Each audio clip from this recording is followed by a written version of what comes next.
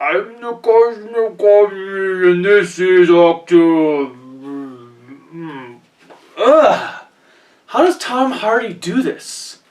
Ugh! Welcome.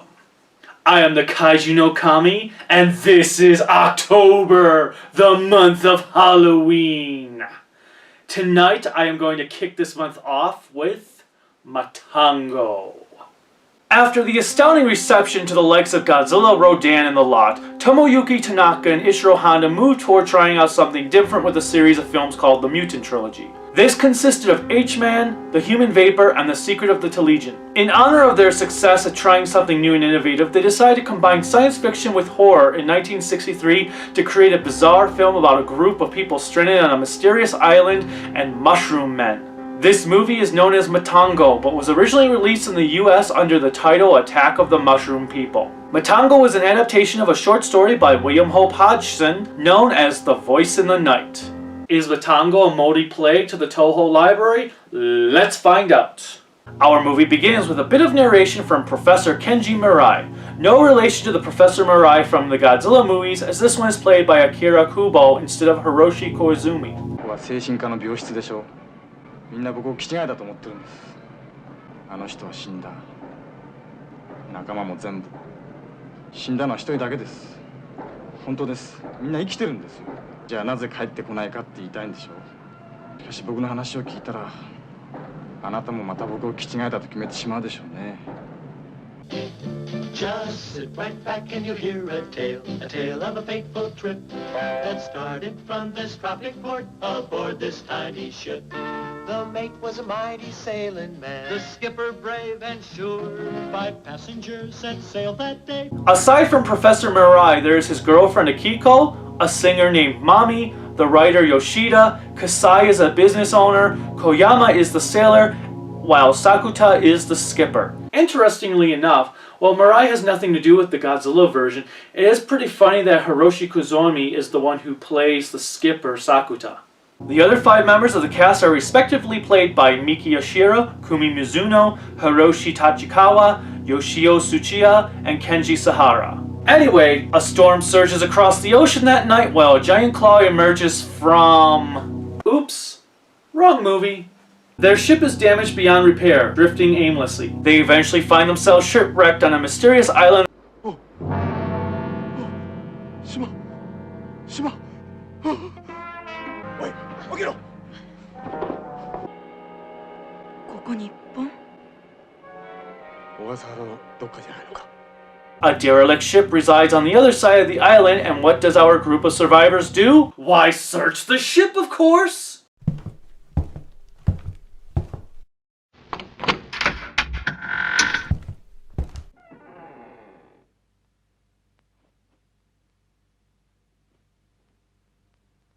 You know what would have been scarier than nothing? What? Anything! すごいカビだな。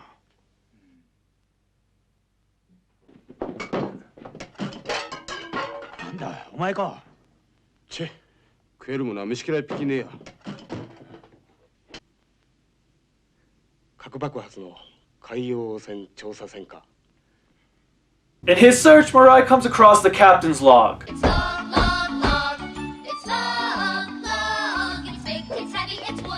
Unfortunately, it doesn't really tell him much of anything outside of telling the reader not to eat the mushrooms on the island, for they have been affected by the nuclear testing that occurred on this island. Days go by and the survivors begin to grow restless as their rations start to dwindle. Plans are made in the hope of finding sustenance on the island without resorting to eating the mushrooms. Mirai and Kasai set out to hunt for food only to find the island lacking in animals and even birds refuse to come near it. Sakuta and Koyama make an attempt to repair their ship when they come across a ship's graveyard beneath the sea. Yoshida starts out on his own but soon joins Mami and Akiko as they work on retrieving water for everyone. On their way back to the derelict ship, Mirai and Kasai discover a patch of mushrooms growing on a tree when they notice what appears to be a giant walking mushroom.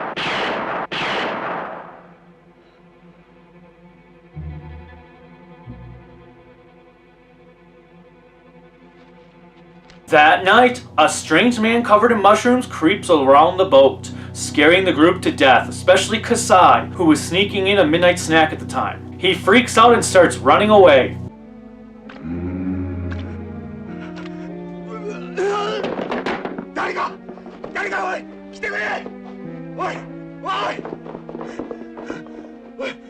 I don't really understand why, though.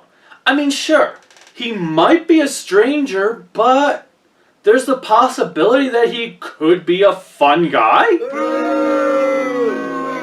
Morning rises and Koyama and Yoshida nearly get into a fight, followed by Koyama giving up on helping Sakuta in order to find food. He finds many eggs that he starts to sell to the crew as they get harder to find until finally, none are left. In the meantime, Yoshida finally has had enough of starving and gorges down on a garden of mushrooms he comes into contact with.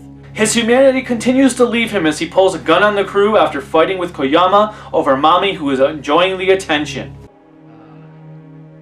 たらふく食ったキノコをなキノコ狩りに出かけた連中がいい気持ちになって山の中で踊ってたという話だ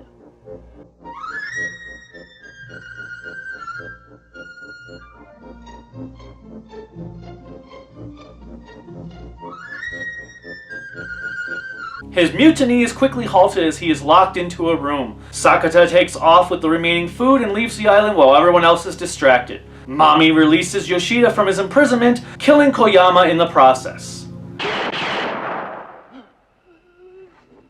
Their tirade is stopped once more as Sakai manages to pry the gun away from his hands, and the treacherous duo are exiled from the ship.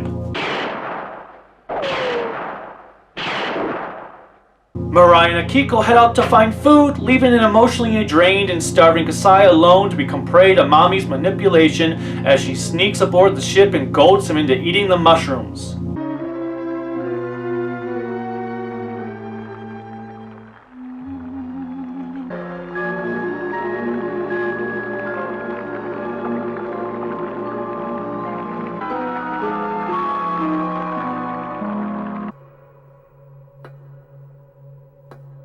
Hey, mister. This here is the stairway to heaven. You know that, don't you? Kasai runs away after noticing what has become of Yoshida.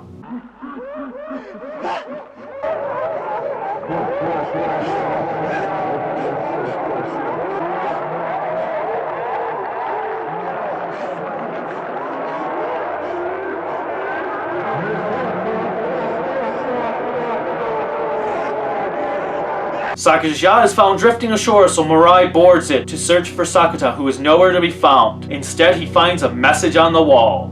以上6名無人島に漂着して死亡我単独脱出を試みるも食付き力尽き難解に身を問うず艇長作田直之 Akiko breaks down as Mirai returns. The duo are attacked by a group of mushroom men who manage to kidnap Akiko. Mirai fights them off and heads out to rescue Akiko, but he is too late as he finds her devouring a mushroom. He escapes the bullet horde, taking his chances with the damaged yacht until he is eventually rescued. Unfortunately for him, his escape was pointless as the spore-bearing puffballs infected him without even him ingesting them, causing a worldwide outbreak that turns men into zombie-like creatures.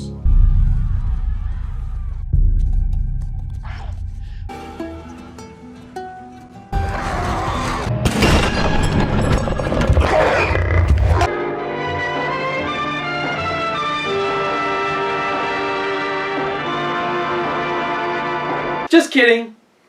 Well, that was Matango, one of the weirdest, most trippiest movies Toho has ever produced. The plot is pretty simple, and yet it is the characters that really help define this movie. They all really have their own distinct personalities that help keep them engaging to the viewer who wants to see them all survive because of this. Unfortunately, we know right from the get-go that is not bound to happen. But it is how Honda masterfully makes us forget that very detail that works out so well because by the end, we are shocked to see that everyone except Mirai is lost to us. The only true negative to the characters is that to the untrained eye, a few of them could easily get mixed up as there are times it is hard to keep track of who is doing what with whom due to the sheer number of them. Thankfully, all of the actors are on top of their game as they all do a phenomenal job with their characters. Their breakdowns into the bottom of the barrel of humanity are conveyed with great believability as time is spent showcasing this aspect without the movie feeling like it is dragging or stalling for time. Another positive aspect is its ability to build on suspense even with knowing the end result. Every scene is built on top of the previous one to really get your blood boiling until the end finally comes to fruition. The sound effects used for the mushroom creatures at the end is really horrifying, adding to what was already atmospheric and eerie. There's a true sense of doom going on here, and even though it was stated at the beginning of the movie what would occur, the end result still comes out enticing to the viewer. In fact, it is the very reason why the movie works so well. Unlike Toho's other kaiju movies, there isn't a lot required for their special effects here, given that it isn't about giant monsters destroying cities. Despite that, the effects and overall design of the mushroom creatures are utterly whimsical. They look terrifying and work well within the atmosphere the movie has been driving on. They look like they could actually be creatures that were once human, which really adds to the horror.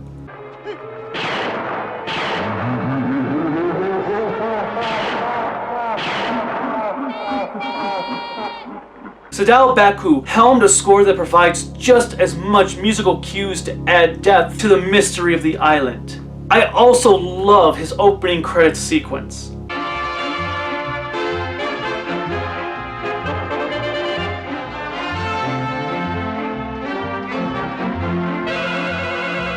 Sadly, this man didn't really do too much more for Toho outside of this movie, and he seemed to have stopped doing movies in the late 60s, which is a shame since I would have been interested in hearing what he could have come up with in the Godzilla series. In the end, Matango is an estranged movie that is one of Toho's finest productions ever to grace the silver screen. Every horror movie fan should check this out whether they are a fan of the kaiju genre or not. It just has so much great, outlandish atmosphere and oozes suspense. There's no better time to check it out than in October. Well, once again, I must bid you farewell. Until next time, bye.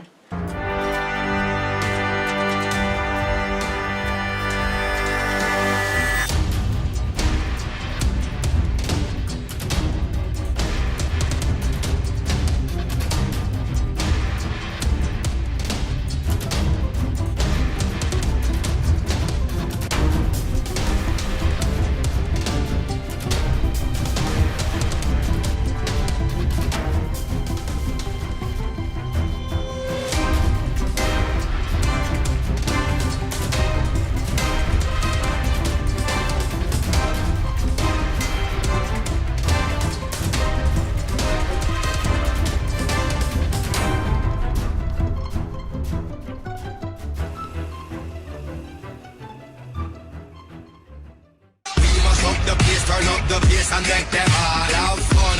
How we ablaze the fire, make it fun. Then we must up the place, turn up the bass and make some sound. Boy, run, and we will end you just like a Sunday.